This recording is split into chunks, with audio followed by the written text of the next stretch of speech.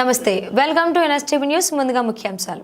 మార్చి 8 అంతర్జాతీయ మహిళా దినోత్సవాన్ని పురస్కరించుకుని శుక్రవారం ఉదయం మహిళా శిశు సంక్షేమ శాఖ ఆధ్వర్యంలో పట్టణంలోని శివాజీ చౌక్ నుంచి ఎన్టీఆర్ మినీ స్టేడియం వరకు భారీ ర్యాలీ నిర్వహించారు.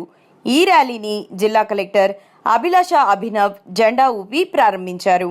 బేటీ బచావో బేటీ పడావో మహిళా సాధికారిక నినాదాలతో ర్యాలీని నిర్వహించారు. ఎన్టీఆర్ మినీ స్టేడియంలో ఏర్పాటు చేసిన కార్యక్రమంలో భాగంగా కలెక్టర్ మాట్లాడుతూ మహిళలందరూ స్వశక్తితో జీవితంలో ఉన్నతంగా ఎదగాలని తెలిపారు. నేడు ప్రపంచవ్యాప్తంగా మహిళలు అన్ని రంగాలలో పురుషులతో సమానంగా పోటీ పడుతున్నారని అన్నారు.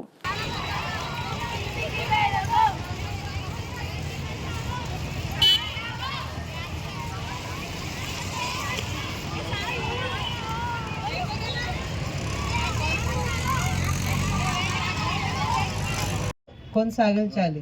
తర్వాత పెళ్లి చేస్తారు కదా. ఎవరన్నాకి ముందు పెళ్లి అవసరం ఉందో? నా నాన్న చెప్తున్నారు నేను ఇప్పుడే పెళ్లి చేయాలి.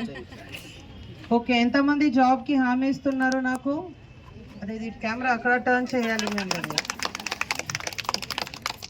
జాబ్ తెచ్చిస్తామా? ఇంకా గట్టిగా